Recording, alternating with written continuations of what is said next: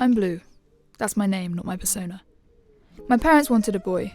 They were planning on calling him Mickey after Mickey Blue Eyes, the first and last film they ever laughed at together. But to their misfortune, they got a girl. So, Blue was the next best fit. My childhood was somewhat dysfunctional. I was comfortable with my solitude. It followed me like a friend, or an enemy. As a child, I would read. I read books that were of a reading age of 17, as I enjoyed the insight it gave me into what then looked like adulthood.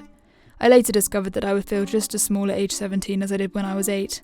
As a child, I would drink chocolate milk and eat chunks of cheese at the same time. I made it my mission to be able to read facial expressions as easily as I could read books. When I was 9, I had found my purpose within this world.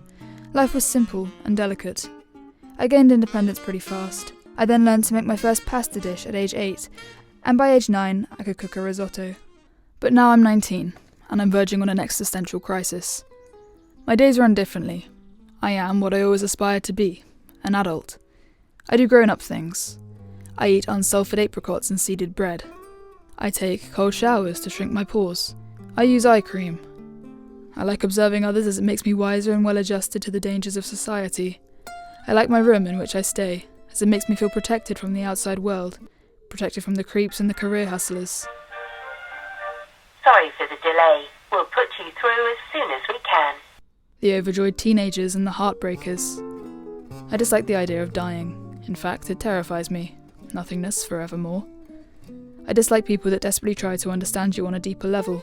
Too much intrigue, never enough care. I don't care much for socialising.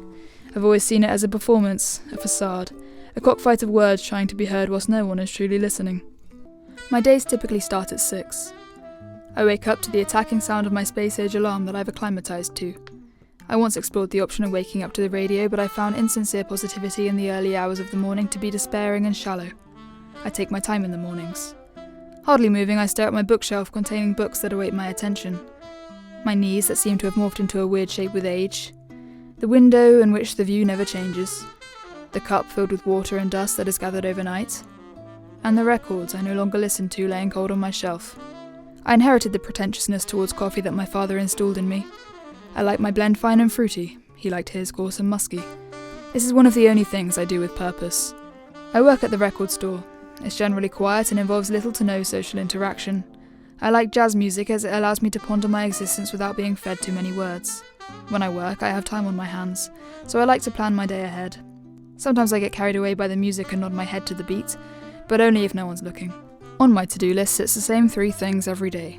Eat 5 almonds and 10 blueberries, observe my surroundings whilst hiding behind a book that I've been pretending to read for the last 3 years, and wash my dog's paws, thoroughly, as I do not like the substances of the earth being imprinted on my rugs. People are somewhat, and always have been somewhat, revolting to me. Days go by and the strangers around me remain strangers. I hide myself from a society that I can get hurt in. I like to call it self-preservation.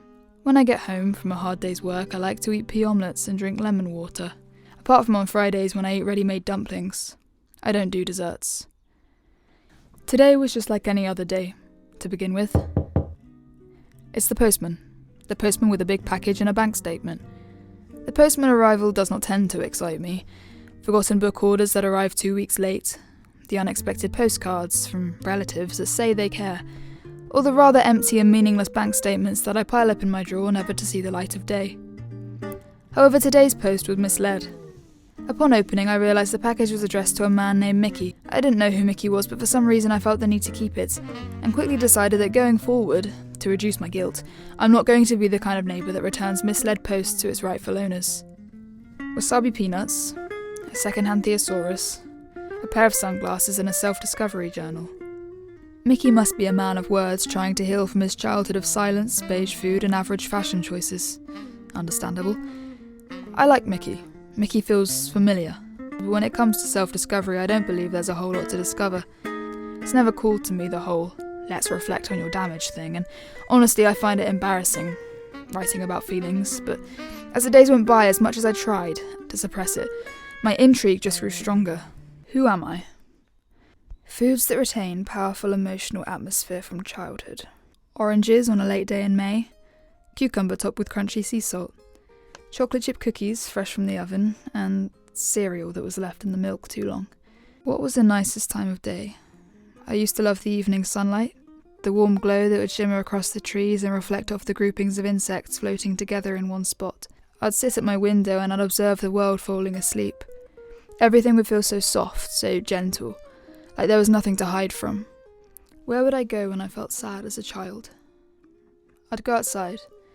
It was like an instinct, possibly a form of escapism, but I knew every time I went outside that I'd return somewhat happier. If the negative voices could be replaced with a wiser and more generous one, what would it sound like? You have time to sleep in on a Tuesday morning. It's okay to admit that you haven't got your life together, and it's also okay to not enjoy gorgonzola cheese, or as a matter of fact, any blue cheese. It doesn't define your maturity. How much do you like yourself? On a good day, I'm a 6 out of 10. That's when my face is clean, my vitamins are taken, and when my outfit is noticeable but not too outgoing.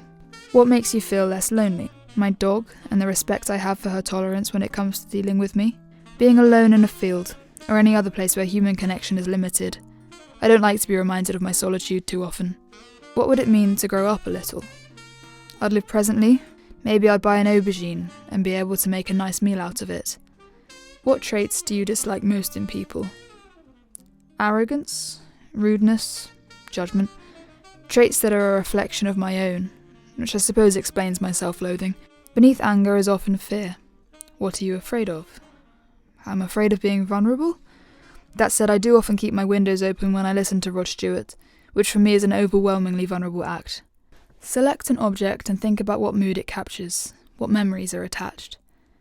The necklace my great-grandmother gave me. She was always kind, regardless of what I did. I could smash 3 of her favourite bone china bowls and she'd still forgive me.